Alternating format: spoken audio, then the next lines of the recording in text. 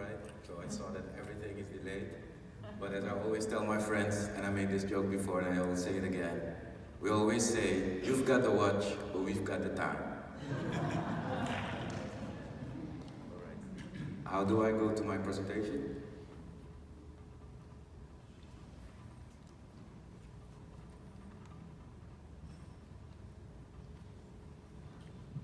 Yes. So my name is Anil Sadhuram, and I'm the founder and chief philosophy officer of Next Wave, which is actually a strategy and technology consulting firm. I have a background with some of the top-notch analyst firms that I still work with. I also work with other service providers, leading service providers, and also with what Gartner, for instance, calls cool companies, to help actually understand the bigger trends, global trends, and try to translate that for our region here in the Caribbean. What does it mean for us? Okay. In the beginning, there was the Word, right? And one day, that Word was written down. As we know, that was the start of civilization as we know it now. Again, I'm talking about the bigger picture here. So, back then, we used to write on clay tablets.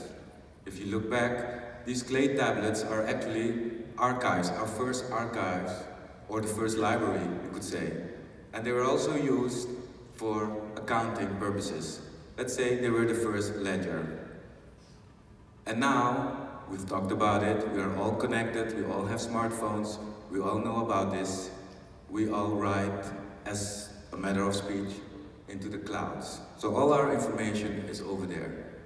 So, with the rise of the smart cities, with the dawn of the smart cities, where everything will be connected, we're going to break barriers, we're going to connect countries with each other, we will need next levels of cyber security and cyber trust. Downstairs you cannot see it on the slide, unfortunately, but actually what we will need is a smart city operating system. So the big question is, how do you trust online? Right? This cartoon, can't see it completely on the screen, but it's an old cartoon that's been there since the beginning of the internet, which actually says, on the internet, nobody knows you're a dog. It's still true. And we live in a time, interesting times, with the introduction of alternative facts or fake facts. So, who to trust? To make things worse, technology is exponential. I didn't say exponential, I said exponential. Because it explodes, I'm not going to go into the details of it, but we are all aware of it. Things are changing faster and faster. So the question becomes, for instance, is blockchain the new clay? What I try to say with this is, with the rise of the smart cities, as we compare it with the rise of the old cities, back then they had the clay tablets. Now we have something called the blockchain, which is being perceived as an immutable ledger that can be used for many applications, not just cryptocurrencies. My friends here will talk a little bit more about that later. I'm not necessarily a blockchain evangelist, so the position that I'm trying to take as a chief philosophy officer is ask the right questions. So the question that I have, for instance, with the technology upcoming, like blockchain, is to understand if it's a hype or if it's real. This is the hype cycle of Gartner. A lot of technologies are coming out of labs, out of the universities, and they create a buzz, they create a trigger. The venture capitalists are jumping on it, but not all the expectations from the beginning are met in the end. So that's a whole process. It's very interesting. I can, if you want to know more about it, I can dive into it. But the bottom line is also, when it comes to looking at the hype cycle, is also understanding when something is relatively new.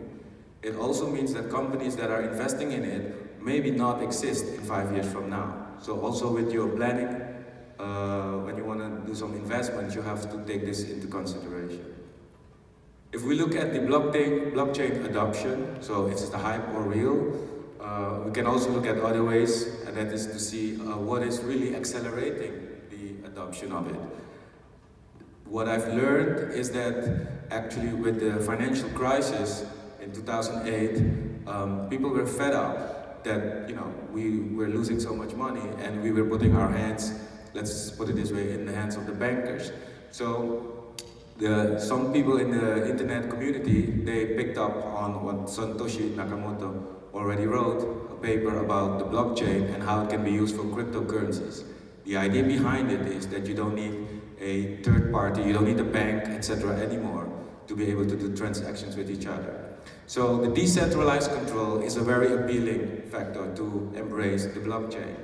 I'm not going to dive into all of it because of time, but if you look at, for instance, what is hindering the blockchain adoption, let's be honest, blockchain is still abracadabra for most people. But even though it's abracadabra, it's still something that is, being pushed. There's a lot of developments, there's a lot of service providers already that offer, for instance, notary services, identity management services, etc., etc. Again, it's not just cryptocurrency, it's much more. These guys will talk about it. If we look at some numbers, overall numbers, I looked at several analysts. This number comes from Gartner.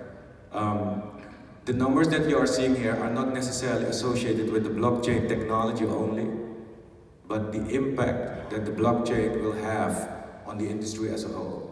These numbers are, you cannot conceive them. I mean, trillion, how do you conceive what it means? But let's say in 5 years' time from now, we will see, most probably, a lot of mature blockchain applications. If you have more questions, please send me an invite via LinkedIn or talk to me here while I'm here. Happy to talk a little bit more about it.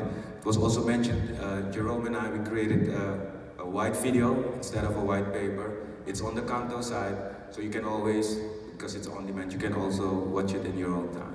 Thank you.